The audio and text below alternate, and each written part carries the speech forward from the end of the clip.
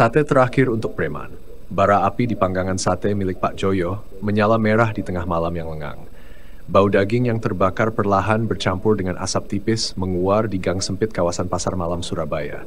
Sesekali, lelaki berusia 50-an itu mengipasi arang dengan tatapan kosong. Malam ini hatinya tidak tenang. Seperti biasa, ia tahu seseorang akan datang menagih jatah. Gino, preman pasar yang selalu datang tepat waktu seperti hantu yang kelaparan. Dan benar saja dari kejauhan suara langkah berat terdengar mendekat. Bukan hanya satu tapi 3 pasang kaki. Gino tidak pernah datang sendirian. Pak Joyo menggenggam pisau kecil di tangannya. Gino, berapa kali kau akan mengambil rezekiku? Namun, saat bayangan mereka semakin jelas di bawah cahaya lampu jalan, ia segera menyembunyikan pisaunya. Gino, lelaki bertubuh besar dengan kumis tebal dan tato di leher, menepuk bahu Pak Joyo dengan kasar. Yo, mana jatahku malam ini? Tanyanya dengan senyum sinis. Pak Joyo menahan napas. Bang, dagangan saya belum laku banyak malam ini. Gino mendecakkan lidah, meraih tusuk sate dan mengunyahnya tanpa izin. Bukan urusanku, setiap malam aku harus dapat bagian, paham? Pak Joyo mengepalkan tangannya di balik meja. Sudah 3 bulan ia dipalak setiap malam. Kadang 50.000, kadang lebih. Setiap kali uang yang seharusnya dikirim untuk istri dan anaknya di Madura semakin berkurang. Malam ini ia tak punya uang. Tapi ia punya sesuatu yang lebih dari sekadar uang. Malam ini ia sudah mempersiapkan segalanya. Dengan wajah tenang, ia berkata, Bang Gino, saya nggak bisa kasih uang malam ini, tapi saya sudah siapkan sate khusus buat abang. Gino menyeringai, lalu mengangkat tangan. Nah, gitu dong, ngerti kalau bos besar lapar. Cepat, bakar yang enak. Pak Joyo mengangguk pelan. Ia mengambil beberapa tusuk sate yang telah disiapkan sejak sore. Tangannya tidak bergetar ketika ia mengoleskan bumbu ke permukaan daging. Tidak ada yang aneh, semua terlihat biasa. Namun di dalam hatinya, bara api yang menyala di panggangan tidak lebih panas dari dendam yang ia pendam. Sate itu matang dalam beberapa menit. Pak Joyo menyerahkannya dengan tangan dingin. Gino menyantapnya dengan lahap. 1 tusuk, 2, 5. Wajahnya terlihat puas, mulutnya terus mengunyah rakus. Hingga tiba-tiba, Gino berhenti. Ia memegangi lehernya, matanya melebar, napasnya tersengal. Apa ini? Suaranya parau. Ia mencoba berbicara tapi suaranya tercekat.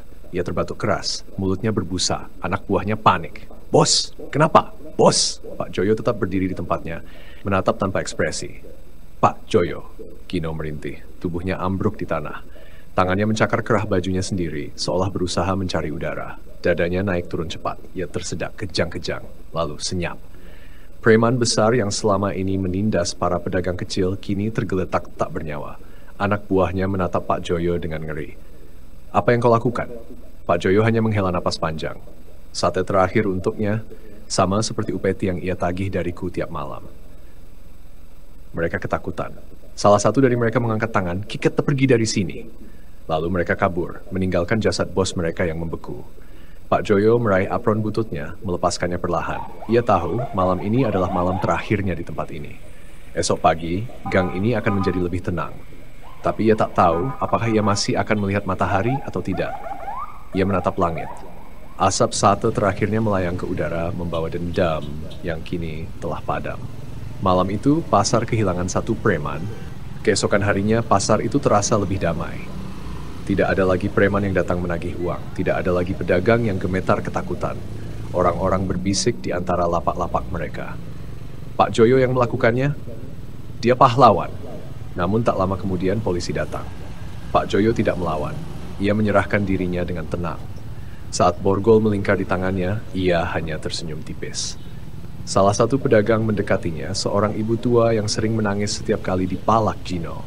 Ia menatap Pak Joyo dengan mata kaca-kaca. Terima kasih, Pak Joyo. Pak Joyo hanya mengangguk. Saat mobil polisi membawanya pergi, seluruh pedagang di pasar berdiri di tempat mereka. Tidak ada yang berbicara. Tapi di mata mereka, Pak Joyo bukanlah seorang penjahat. Ia adalah pahlawan yang akhirnya membebaskan mereka dari ketakutan. Di dalam hati, Pak Joyo merasa puas. Meskipun tubuhnya terkunci dalam penjara, jiwanya kini bebas. Aku mungkin di penjara, tapi pasar ini akhirnya merdeka. Itulah kisah sate terakhir untuk preman, sebuah cerita tentang keberanian dan pengorbanan seorang penjual sate demi keadilan. Menurut kalian, apakah yang dilakukan Pak Joyo benar atau salah? Tulis pendapat kalian di kolom komentar. Jangan lupa like, subscribe, dan nyalakan loncengnya. supaya kalian gak ketinggalan cerita menarik lainnya. Terima kasih sudah menonton dan sampai jumpa di cerita selanjutnya.